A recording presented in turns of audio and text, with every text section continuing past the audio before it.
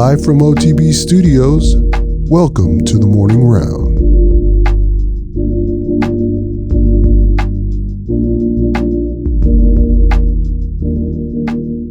Hey there, disc golf aficionados. This is Greggy Biscuits. You are tuned into, hey, it's a disc golf news podcast. You're on the OTB Podcast Network. It is time for another morning round session with Greggy Biscuits. That's me.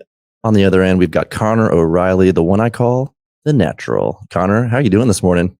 What's going on, Greg? It's an honor to be called a natural. You know, anytime you can look natural at something, you know, it always takes a lot of hard work behind the scenes to be a duck on water, as they call it. You've been putting the work in. A lot of disc golf rounds, over 1,500 last year. Yeah, you make it look easy, but I know you've been putting the work in. And, you know, not really around for that long. Just took to it like a duck to water, I guess. Definitely still pretty fresh in the game, but I mean, happy to be here with you guys. I've got tons of great support around me, including you guys there at OTB doing good work all the time. So makes it easy just to focus on the playing part of it and let everything else fall into place. We're pumped to support good people who happen to be good disc golfers. So it's just something we are trying to do. Pro in 2019, cashed in 2020. Is that right? Or 18, 19, and then the big year last year. Yeah, I think 18, I played like maybe two events at the end of the year in Open, and both of them I was bottom of the barrel, like way bottom of the leaderboard. Like the only guys who I beat were the guys who didn't show up the final day, and then I kind of had like a low point on the course where I just like thought about throwing a round away, and that moment kind of sparked like the true like hard work and passion. I feel like where I started like taking ownership and like the everyday trying to chip away at the grind. So you had a off season, and then you came back and cashed the next year, right? Yeah, then I came back. It was like a month long grind where I really like, before that, you know, I was talking about it. I was working hard, like probably working harder than a lot of the people in Austin, but I was aspiring to be like one of the best disc golfers ever or in the world, and like just working harder than the people in Austin wasn't going to cut it at that point. So I had to like really kind of reassess that and start like trying to be one of the harder workers in the world. And throughout that month, I kind of just started building some confidence and ended up winning a B tier as my first ever cash early in 2019. And after that kind of helped me see a glimpse of like what I can do. And then throughout that process, just been kind of adding little notches to the list of like big local wins, and just kind of proving to myself that I think I can compete with anybody. And obviously this year I was able to go out there my first year on tour and didn't have a great year, but I pulled off an Elite Series win, the first one for Team Trilogy since Ricky Wysocki was with the team. So that was definitely a big thing for me. Delaware Disc Golf Challenge, took it down. Very difficult track, technical, and you know, one of the harder courses you play all year, wouldn't you say? Yeah, definitely. In terms of accuracy and very precision. Specific, and like, yeah, you definitely it's definitely a demanding course for sure. And then, you know, fighting off the best in the world, like you're talking about, the people that you want to be associated with. So sure. Tell me about your mindset from that cash in 2019 to winning in Delaware? Just, you know, probably consistency, right? Yeah. I mean, I feel like I've always just kind of like given myself a chance mentally. I feel like a lot of people, the way they talk about themselves or the way they approach situations, they already limit like their outcomes by limiting the way they think of themselves.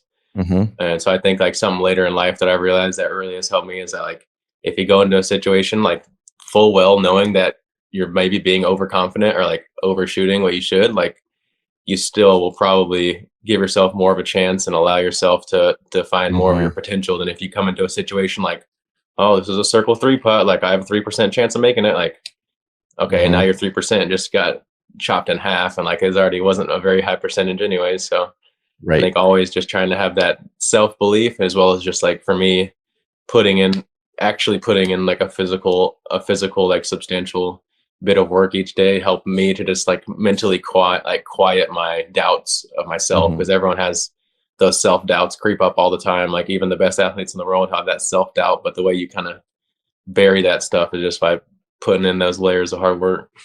Yeah, positivity, and then feeding off of that that little bit of anxiety of like, oh, am I doing enough? What is everybody else doing? Like, how can I push myself more?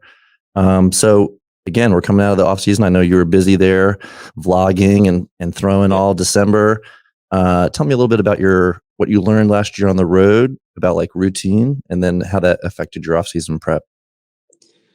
I mean, the first year on the road is definitely really fast paced, just learning all the different cities and learning all the different courses. I mean, every single course on the Pro Tour I stepped up to last year, other than Waco, I believe. I hadn't actually played there yet, so I needed to really and there's one thing to be said for watching a course on camera. You can do a pretty good job and probably game plan for about 50, 60, 70% of it, but there's just really a lot of it that doesn't quite show up, and until you step up to a tee, you don't exactly know what you're going to throw. So I think last year was all about just like playing a ton of rounds, playing a ton of tournaments, like always wanting to like put myself in the spotlight, knowing that I had the skills to be in the spotlight, trying to build my fan base, feeling like I couldn't turn down like a weekend of competing because I knew that like I was like able to win any tournament I signed up at, and like one of these weekends I would finally pop. And like all those moments are huge for like a budding disc golfer's career, especially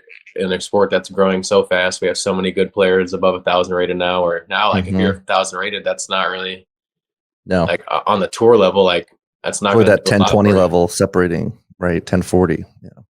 Yeah, for sure. But so I think last year was real fast paced, just going hard, pushing my body to the max. Like I was rarely fresh starting off a tournament. My body was always kind of lingering or laboring on something, just because like I think I played like 31 events in the 36 weekend stretch on the road. So it was a lot on the body. Well, I can remember over OTBO weekend, or that right after that week, you went and played in Lodi, right? You played one of the weeklies. Yeah, I did. Yeah, I went and played a weekly. Yeah. It's just this guy can't get enough. He's just I just gotta try to get out there, build the fans, and make a couple bucks for gas for the next event. Especially, I mean, a lot of the year I was scrapping for gas money, and that win definitely helped with that. And then coming back with Latitude, so they'll obviously be supporting you again in 2022. We saw that announcement, and still feeling good about that relationship. Yeah, for sure. I feel like it's a growing company who has they have a really good manufacturing process down. I feel like, and there's a good clean business, and I feel like there's just a lot of room for opportunity for growth for both of us together. So I like. The new plastic has been coming in and feels really good. Yeah, everything I've gotten the last like 2 or 3 batches like straight over from them, it's been really good. It seems like they're starting to run a lot of their stock molds on those new machines that they were doing the Royal stuff on. So I think it's all turning out to be a lot just like cleaner edges and less flashing, all that good stuff. Very consistent weight. Just feels good in the hands. And then, that Royal plastic, something going on with that. For sure. So we don't want to spoil things too much. I got a couple of tough questions for you. When's the last time you dunked, Connor? Actually, this offseason I played basketball 2 times. For the first time I did, it was the first time I had probably played in maybe like over 2 years. So my body felt like I got hit by a truck for the next like 2 or 3 days. But like we're talking real basketball up in full court. It was up and down runs. Like I try to avoid it for the most part for now. Like I love competing and I love getting out there and play basketball, but it's just when you use your body as your profession, it's just a little irresponsible to do that. And I think about like how upset I would be with myself if I wasn't able to play for a month or whatever it would be if I turned an ankle or something. And I've got kind of a history of ankles in basketball, but I did go out and play twice. I tried to keep my competitive spirits down a little bit, but of course we can edit this out of the podcast if Latitude's going to come. It's okay. We're okay right now. I don't There's think it's nothing in that contract yet, but we're getting there. There you go. I think within 3 years, I don't know if there's a disc golfer on the Pro Tour with the contract that doesn't have some kind of clause to not do anything. No skydiving. Yeah.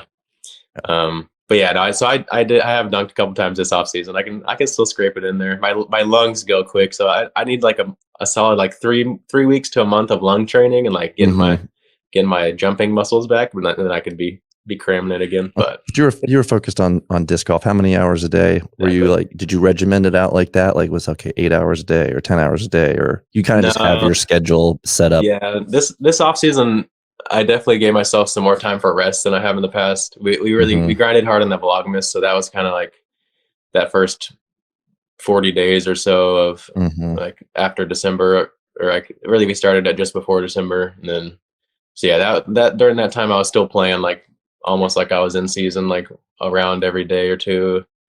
Um, and then really this off season I've just been trying to give myself a little more time to rest. My brother, he just Mhm. got a new house, so his backyard, the grass is like still not fully set well, so I'm trying not to tear up his backyard back there putting. So I'm trying He's to, sending you to the park. yeah, I'm trying to keep the putting to the park and a little at a minimum, but I'm ready to we're going to hit the road later this week, and I'm ready to Mhm. jump right back into that full on practice grind of the season. But yeah, I did a Right. better job giving myself a little bit of rest this off season. I feel like I finally kind of have earned it, and my body went through a lot last season. So just trying to understand that like I've put in a lot of work, and like it's Mhm. not time to rest on my laurels, but here and there Rest is you can let your body take a little bit of break from the consistent reps of throwing, and after a mhm. week or two of putting every day, I'm sure I'm gonna feel right back where I want to be. Rest is certainly an important part of any good training regime, health Yeah, regime. Got to get a little recharge time in, right? yeah, and there's been a lot of like contractual stuff and trying to get all the runs of discs together and all that stuff. Just trying to Mhm. we made a lot of changes to the van, so just all the life stuff. So, what are the big updates to the van? So, you had a year on the road. I'm getting ready to go out on the road Yeah, myself, and we'll be out there with you guys. heck So yeah, that'll be exciting. But I need some tips. I mean, give me for some sure. van life rookie season tips. I mean, do we want to take a look at the new? No, we can. I guess we Let's could. go. Let's go out to the at the end. Okay, We'll yeah. have a little change of venue. So teaser alert. Stay tuned till the end. We're gonna walk out to the garage or the work area, the pavement, and check out the van. I feel like some of the tips. I mean, Like, what improvements are you making? So, what didn't you well, like about the van last year that you're yeah. going to change? Well, the first iteration of the van was just like me and Nate Perkins and my brother. We had like 3 weeks before I hit the road, so we were just like we didn't necessarily have a plan, and like we kind of just Mm-hmm. were like pounding it out. Like we knew the materials we wanted, and we kind of just made it happen as we went. Mm-hmm. Um, I had some like cheapo little Home Depot. I don't know. I always say cheapo Home Depot. It just works in my It head, so rhymes too that's it. easily. Yeah. We had the cabinets, the Home Depot stuff. So I got a local guy, Mike Stinson, who's out of Austin. He does carpentry, and he helped. Mm-hmm. We added like 4 inches to our over the bed cabinets and extended the one over the kitchen. And I had a sink last year, Mm-hmm. except for like I never actually installed the Plumbing. pump to it or anything, and like it Okay. just kind of became like a storage hole, which Right. like wasn't the worst, but also not the best use of space. So Sure. got rid of the sink and made that into like a closet underneath. So now I'm gonna be able to hang all my gear. Because last year something that kind of bugged me was like I hated showing up to the course with like having like a polo folded up and having some wrinkles in it and stuff. It just like Mm-hmm. didn't feel right. Like I want to like it's not all about how you look on the course, but like You want to feel good. Yeah. you want to feel like proud about how you're presenting yourself, and also like for me, like I feel like I'm on the new wave of the game where like I want to push the game to like what it hasn't been, and like Mm-hmm. yeah, you might say like yeah, well, why do we need to dress like golf and do all this stuff? And it's just like it's not necessarily like for you, it's for like the outside eyes, the people who don't know the game, the people who are that's pretty serious looking. Like I like that. Mm-hmm. So it's Yeah. not necessarily for me or for like I mean it is partially for me, but like it's also just to try to like kind of get that It's image like to our the game. good friend Jono here says, look good, play good. Yep, for Yeah, sure. he might be worried about the looking good more than the playing good, but that's awesome. So okay, I got a couple other Oh wait, sorry. van related things. I just went back. I remember what we were talking about, but Yeah.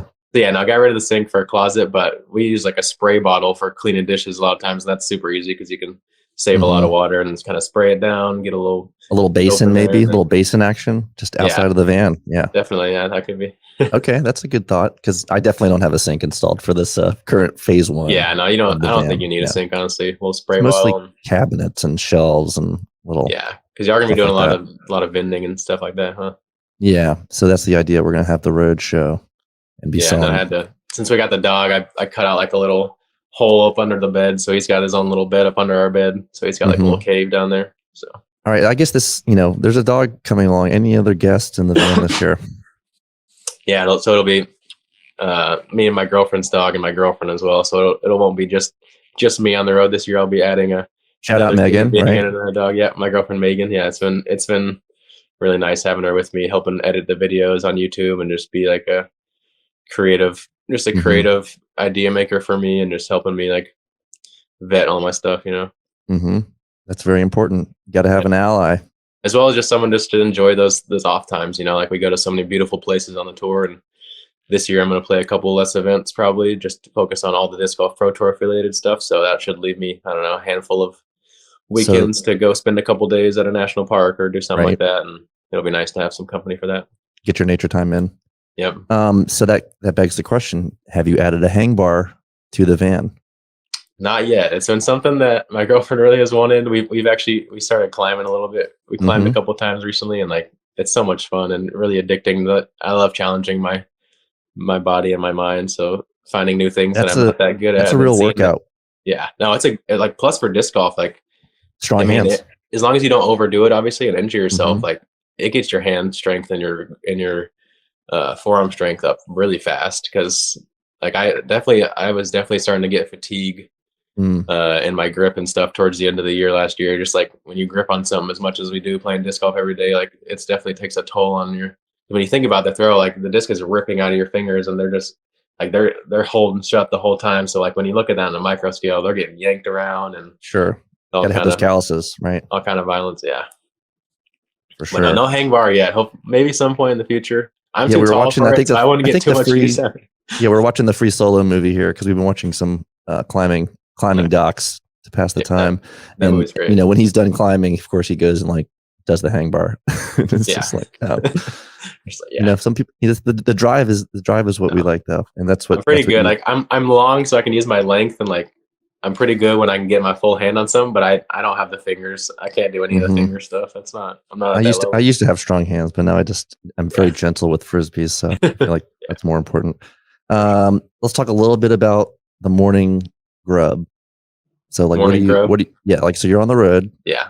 Is it are you brewing anything? What are you starting your day with? I don't know. I haven't been huge on coffee in my life, but ever since I met Megan, I kind of started dabbling more just because she likes it. I've always loved the taste and like kind of considered it as more of a treat for myself. So I really love the taste and like going again like a latte with her. There's this place in Austin we've been going to called Plaza Colombiana. They've got this like Colombian caramel sauce they put on this one drink, and they have the way they make their whipped cream. It's just like it's like an eggy white. I don't know how to explain it. But it's like delicious. It's like so good. So yeah, I do love some coffee here and there, but I'm like a really high strung person naturally, so it makes me get anxiety really fast if I like have coffee and I'm not like running around doing stuff. So I definitely have to be careful with like when I drink it. But I definitely love me some coffee. I got real you're a sandwich man. Yeah, I kind of narrowed it down to like a couple things I like on the road. I definitely love making sandwiches. I really like making breakfast sandwiches with just like a bagel, egg. I usually will do like poblanos and some other peppers in the pan and cook the eggs on that. And are you selling O'Reilly's famous guacamole on the road this year? Or? Oh yeah, no, we'll definitely be. Yeah, you're gonna get some. I don't know. You haven't tasted the guac yet, have you? No. Again, I was just like, kind of making sure I wasn't going to ask you all the same questions that they already had, which they asked you about 900 very technical disc golf questions. So luckily we won't get into that too much. Awesome. I'm glad he brought up the guac. The guacamole, right? I gotta say, I'm honored to say that I had at least like 2 handfuls of people last year on tour tell me it was the best guac they've ever tasted. So do you want to give any of the secrets away, or is it pretty straight up? Just like you keep it's pretty straight up. Simple. I'll tell people the ratios. I got a couple mods to my. The ratios I kind of just eyeball, but just the obviously good avocados are the number one most important part. Yep. I like to go cherry tomatoes because I think they don't like water it down as much, and they offer like a little bit of a bite to like a little bit of textural difference with their skin. Love it. So I think cherry tomatoes is a good addition. Spice wise, I usually keep it pretty simple with just like garlic powder, salt, pepper. Those are kind of like all you really need to me for a good guac. And then I like a little bit of citrus, enough to like taste it, but I don't to me, like a citrus heavy guac just kind of turns me off. I don't really too love runny. the citrus heavy guac. It's just like takes over the flavor of everything. And like the other day we went to this restaurant here in Austin, and it was really good, but their guac was just like we opened it up in the fridge like 4 days later. It was still the same exact color that like when we got it. It was just like, what the heck? Like, all right, we're gonna get the Garrett Girthy jerky people on the phone, and we're gonna get this figured out. But I'll have to do a taste test in Las Vegas first. I like it. Let's see if we could get a guac in stores at some point in the next year or two. I think that wouldn't be a bad. Well, hopefully Danny listens to the podcast and hears about this. So you're leaving later this week. Vegas isn't for a couple more weeks. What's the schedule here in the interim? Yeah, just gonna head out to Vegas and probably get there. I don't know. It looks like Thursday we have snow coming, so hopefully the snow is kind of gone pretty quick. And I think Friday we'll try to head out, and we should be out there by Sunday, maybe Monday at the latest. Not head too fast out there. Just take it easy with all the ice and stuff that's going to be in the region. And then just try to get there and acclimate my hands really to the weather. The main thing, because dryness, it's so dry out there. Just trying to like get my hands moisturized and get them used to what I'm going to need. Whether sometimes you need a different powder, sometimes you need whatever it may be, just to have that ideal grip out there. And also I really just want to be out there so I can because back here at home, I got the van to work on. I've got the girlfriend, I've got the family, all this, like all the friends from Austin. So like, there's just a lot of distractions pulling on you, versus when I get back out there and on the road, I can just get back into the grind of wake up, eat some food, go to the course practice, recover with my body, get some putts up, and just kind of get back on that flow. And your brother going to go with you for that part, or just solo mission for that? No, no. I think some of my family might come over to go to Vegas for the first tournament, because it's actually my mom's birthday that weekend. But nice. Yeah, just me and the girl and the dog, and there you go. Yeah. So you start to get that routine dialed in. You start to learn the courses. Yeah. You're born in Austin? Yeah, born and raised in Austin. So okay, all right. Which hospital? Oh God, what hospital am I? Oh no, you're supposed to know this one. I know. It's okay. It's going to bother you all day. I don't know. I'll have to ask my mom. All right. I want to say Dell, just because that's one of the ones. I got a softball after that. Favorite gas I want to say station. Dell, but people are going to come at me, so I don't know about that. Yeah, the Austin hospital experts are really going to grill you for this one. We know they're out there. Check out the comments. All right. Favorite gas station. Favorite gas station. I mean, being here in Texas, it's hard not to say Buc-ee's, because they have so many. They have so many options, and like it's very impressive. I almost put it in a different category. Yeah, it's more of like a super it is kind of that like super class. Like you can go fill up your whole armada of ships there. But yeah, favorite gas station.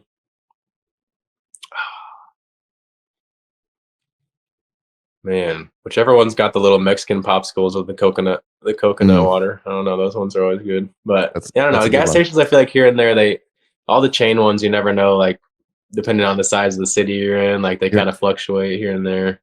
You're not beholden to a Sheetz or really. I'm a big grocery store guy. I like to get. Yeah, you're way too efficient. You're not a gross person like me who just lives at a gas station. No, yeah, but grocery store wise, I mean, if we're regional here, and HEB is like hard to beat. HEB is a top notch grocery store. They have so many good like stock and health options, and they have like a lot of they have their own little like local branding, and they always let you know when stuff's local. So it's nice to have those kind of tags up on the wall so you can try to support local and possible. When I'm on the road though, I mean, if I can find the Whole Foods, it's always good. Sometimes their selection isn't as good as others, but for the most part, you can find some good fresh ingredients there. And then I've really been starting to like Sprouts and dabbling in some of the natural grocers, because I see enough of the other disc golfers talking about it. I'm like, oh, I might as well go try. And some of them, they definitely have some good produce and stuff here and there. So, and then the advantage of van life is you can store that stuff and take care of it the right way to, get the most for your money. For sure. Jer in Stockton was wondering, you played the 1,512 holes last year. How many holes this year? Not that many holes, probably. I guess it's kind of an honor and pretty cool to be the I'm gonna personally played scratch up. My next question was, than could you play 15,000 holes? That was my next question. Sorry. Yeah, but sorry, I cut you off. I think with Latitude urging me to play a few less events, as well as just me kind of wanting to play a little less events, like I don't think I'm going to hit that mark. But at the same time, I think all the events that I played that were on UDisc were Pro Tour affiliated. So I think I'm still planning on playing all the Silver Series and Elite Series. So I still might honestly be in the running for that again, because I guess I just recently got the honor of being the highest finisher on the Silver Series out of all the players that finished played all the Silver Series, which turns out it was just me and Luke Sampson. So shout out to Luke Sampson. Nice. He's another grinder. He's definitely one of those guys who works as hard or harder than anybody you've ever seen on the tour. And I really like Luke, and he's a guy that some people mix us up here and there because we're both big, tall, athletic white guys, and we're always on the course a lot. Like he's one of those guys where anytime I was out there getting in some extracurricular stuff, like he was always out there. I feel like so. That's what you need, right? That kind of mirror to push you even more, right? And yeah, I'm sure I guess it's kind of a similar motivation from you, probably. No, for sure. Yeah, no, yeah, we definitely all feed off each other and stuff. And when you're one of those people who pride yourself on your work ethic, and you see someone out there like feel like you're working harder than you, you're like, okay, I got to do something. But at the same time, you got to remind yourself like it's about working smart and not always hard. So you got to be concise and have a purpose when you're out there practicing, not just kind of being out there throwing. Right. Get to that comfort level. Not overdoing it. Yeah. That's awesome. And so we're coming into this year. We're about to walk out to the van. I think we're getting to that time. Awesome. Tell me about the first round you played was with your bro. I think the first time you saw the disc in flight was the DX Shark. Do you remember the very first Frisbee you threw? The DX Shark was that was the first disc I ever threw, like a high stand up to flip right. Like that. Yeah, that was the first ever. Well, so what was the first disc in the first round? You going all the way back?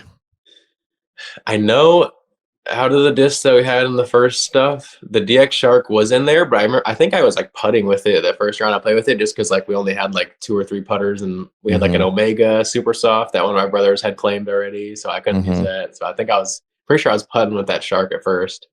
Now this is not the basketball playing brother. This is your older brother took you out.